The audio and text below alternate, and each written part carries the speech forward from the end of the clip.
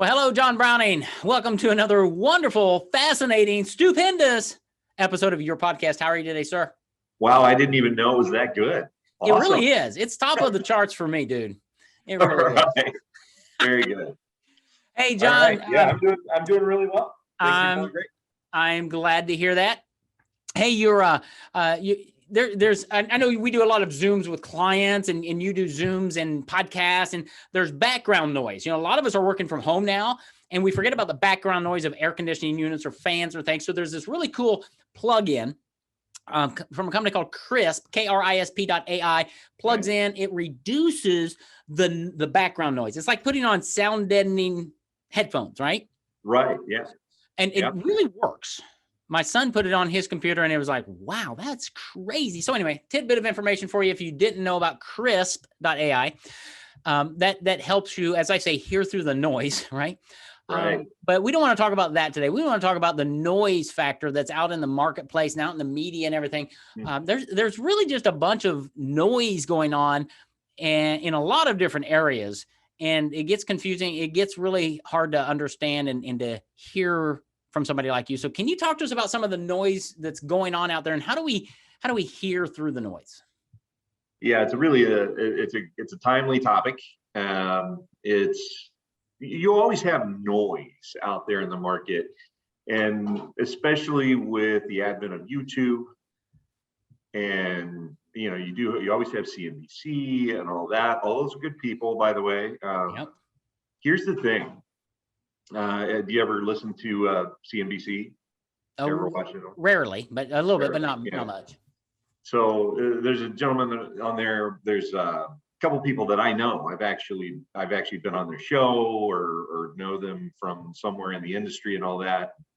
So I can tell you that folks like Jim Cramer and the Nigerian brothers are another fun one to listen to. Jeff Kilberg, also a great guy to listen to. Here's the thing, though. They don't know you. And while they're great people and they would care about you, I'm sure if you got to know them a little bit, they really don't care. That's right.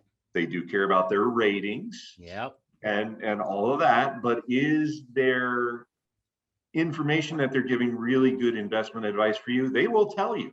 If you ask them, they are not giving investment advice, just like I'm not giving investment advice right now. You beat me to it. Yep. Yeah, that's true. But you make a good point there, because we listen to those programs and those big stars, right? And whether they're talking about, things like Bitcoins or the new self-driving cars, or I rented one of those the other day, by the way. It was really weird. Well, it had that feature on it. It wasn't self-driving, but it had the self-driving. It was really weird. Or SpaceX and going into space and all that it distracts us. But you could hear people talking about that and want to go invest in that. But without a personal relationship, without your advisor understanding who you are and what you're really trying to accomplish, the life you're trying to build, as you would say, it's noise, right? Yeah, it really is. And, it'd be easy to, just, buy everything that they suggest, right? Yeah. But, what is the right thing for you? What fits your risk parameters? What's really happening and really working, as opposed to what's really cool to listen to, right? Well, yes. Yeah, very much so. Because you're right. Those people on those programs are interested in ratings, and they're going to talk about things that are hot and tantalizing and sizzling and cool, but you shouldn't really take their advice. You need to work with somebody like you at Guardian Rock Wealth who understands your situation, who understands what all's going on. Because one wrong move, right? Right. And you could really damage your portfolio and your life that you're trying to build using the tool that we call money and a portfolio. Yes. Yeah. And that's one of the cool things about you and Guardian Rock Wealth is you help people build a life, not just the portfolio. Because I talk to so many people who are working it hard. They're saving a lot for retirement, and they're really not living the life, because and they expect retirement to be 20, 30, 40, 50 years. And what happens, unfortunately, sometimes they retire and a year later they die. And they haven't built a life. And that's what I love about what you guys do at Guardian Rock Wealth is you're focused on both but it really is building and enjoying your life as you build your portfolio and let that portfolio help you today, help your kids in college, help you in retirement. It's all possible when you have a plan and somebody who actually understands who you are and what you're trying to accomplish. That's right. That's right. And it's, I don't know if you remember the old fashioned maps, right? That we used to unfold. They were like as big as your whole windshield, right? Yeah. And you didn't, you talk about, not texting and driving. One of the things you really did not want to do was try and read that map and drive at the same time. How do we know? You never get them folded back upright. You throw them in the back seat. Yeah. Oh my goodness. But oh yes. But those things too, right? It was, if you didn't plan things out before you got on the road, even if you had a map, you're in trouble because you had to know already where on that map, and there's a lot of noise going on that map. There's a lot of different roads. It's kind of amazing they fit all those roads on that road map. And again, today in particular, there's a lot of innovation, and everybody that has listened to me for any length of time knows I'm a big fan of investing towards where the market is going, not necessarily where it's been or where it is right now. Yep. And I can talk just a little bit about sifting through some of that noise and some of the things I've learned about investing for innovation. But when you invest that way, there's a lot of noise. So all right, let me just pause there, because just like when we started today's episode, we talked about Crisp.ai. It's a filter for noise. Mm-hmm. So you are, in a sense, a filter for your clients for all the noise that is out there. And we all need a filter to help us understand the noise factor. Yeah. And that's right. That's a good way to put it. It's a good analogy. And if you're looking for, if you're asking sort of, well, what are the things that I use to filter out the noise? I can give people four things. That kind of, this is what, because as I've gone through 30 years of doing this, I've learned a couple things, one or two things about how to filter through the noise, because I started my career in 1991. Okay. And 1991, if you'll remember, was the very first year that you could legally use the internet as a normal American citizen. Say that again. I knew I would get a reaction, a little bit of a, what? Are you serious? Yeah. It's true. Say that again. In 1991, it was the first year that you could legally use the World Wide Web, the internet, as an individual person in the United States. Really? Tidbit of information. I did not know that. And think of where we are today. Wow. Right? Yeah. But that's kind of, that's sort of what I have seen. And then you look back at history, at everything that's happened, in the roaring 20s, you had the Model T, you had the radio, you had insulin. Those were the things, and that transpired into what we now know as the roaring 20s, which started out, by the way, as a depression. Yeah. And from there, we saw all the innovations that came out of that. And then you had the personal computer and the internet, and you saw the innovations from that. But a lot of them, number one, took many, many years, decades to develop into something profitable. And the same thing happens today. We hear, and that's why people don't necessarily sort of believe in innovation, because we were all, when I was a kid, it was like, we're going to see flying cars by 2020. When we still haven't seen that, right? Yeah. But we are seeing self-driving cars. Yeah. And when will those be profitable? And what's driving that? And that really comes down to, artificial intelligence driving almost everything.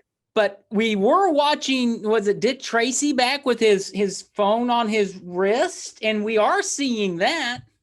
So it's a matter of seeing the noise in the direction and what's happening in those markets. You talked about it takes a long time to monetize things, right? I remember when Amazon first started.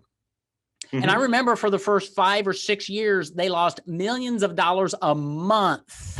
Because I was in a .com company that time, and it was like, how are they surviving? What is their business model? Well, I don't think they're losing millions of dollars a month anymore. It took them a long time to monetize it. right? But it was that trend. But it takes somebody like you to look at something and go, oh, I remember when Google first started and they had other search engines like, Dogpile and I mean, there are 3 or 4 or 5 competitors out there. Google dominated. They beat everybody else, and then they monetized it, right? I think they monetized it. Are they making any money? Oh, yes. Oh, yes, they are. Yeah. So anyway, but it's understanding, knowing your filters. You said you had 4 filters. Is that what you said? 4 filters. The first one is understand that innovation takes a very long time to develop and actually be profitable. So what you hear about in the news may not be the thing that's going to be profitable right now and even in the next 5, even 10 years. So that's the number 1 filter. Understand that. Understand the progression of innovation. Generally, there's a lot of hype, and that kind of starts at say halfway up the chart, and then you have actually a decline in interest, and then they call it the J curve, and then you start getting adoption, then rapid adoption, and you kind of go up the graph. So you have to be willing, and this is still part of the first filter, you got to be willing to forgo some of those amazing first returns, because there's just frankly no really great way to determine which of the thousands of innovations is really going to be the one. Now, we have some pretty good ideas about what some of them could be, but which guy wins? Well, which company actually wins? So you've got to be willing to forgo some of those amazing thousands of % return in order to really make a good profit without going through a terrible time of volatility to the downside and possibly losing, all of your investment, that type of thing. Again, not investment advice, but right. But the second filter on that is that there's always new innovation. I think as long as we are a free country, and we are at this point, the United States is going to be the center of a lot of that innovation. Yeah. And with each new innovation, that spawns even more innovation. So don't worry so much about missing out on a particular innovation. There's always more coming. So filter out a lot of the ones that say they're going to be the next big thing and realize that there's more to come. And number 3 filter is understanding not all innovation is profitable. You can have the coolest thing in the world. I saw the other day, I watch all the trends and all the cool stuff coming out, and there's actually, you remember the speeder bikes from Star Wars? Yeah. Yeah, remember those? One exists now. If you would like one, you can go buy one. Well, yeah. How many hundreds of thousands of dollars do I need? Yeah, I don't even know. And by the way, wear a helmet, please. Yeah. I just remember that Ewok going right into the tree. Yeah, right into the tree, right? Yeah. That actually hurts, right? So it's so that's the other thing, is realize that even though it's cool and it's amazing and it sounds really neat, it might not be profitable. So you've got to filter out what is likely to really be profitable. And number 4, not all profitable innovation is all that interesting. So some of the things that we like are, they have come up with a new, better way. And this happened a few years ago, actually. And we've been investing in companies that use and make and supply things that go into this, but faster drying, more durable cement. That's efficiency, boring. That is a hard thing to get my head around. I think it's a bit there. Yeah. Cement, but it's. But who uses cement and what's it used for? It's used in building buildings, building roads, and all sorts of things. And as we look at the infrastructure bill, how valuable is something like that to get things done quickly and better? And even things like with artificial intelligence, there are companies out there who are very experienced, very, very innovative at things like gathering all the data and making like the ventilation in buildings more efficient, safer, in that the air can be cleaner because of all the data that they're getting. That is boring. Yep. But it's highly profitable. It is. So those are the things that we think about. And we realize that if you are an amazing lawyer, an amazing plumber, an amazing teacher, amazing at whatever it is that you do, there's not enough hours in the day for you to do that.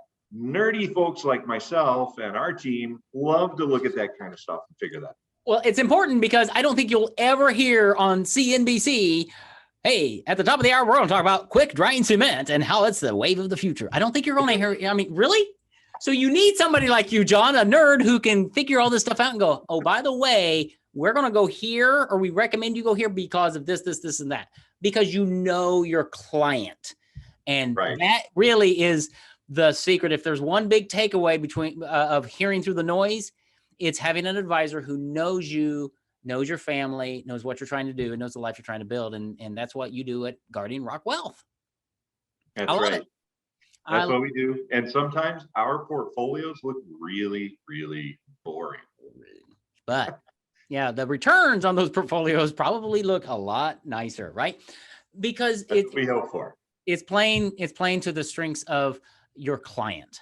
And that's why I always recommend people just reach out to you, guardianrockwealth.com, schedule a call with John, a Zoom call, a phone call, send him an email, or even old fashioned, you could put a letter in the mail because his address is on the website, put a stamp on it, but just connect with him, have that first conversation, see how he can help you build a life, not just a portfolio. John, this has been very fun. I love the filters, and I love thinking about the noise that's out there and how do you break through that noise by having somebody like you helping me build a life, not just a portfolio. So great job once again. Always fun to be with you. We'll look forward to talking on the next episode of your podcast, sir.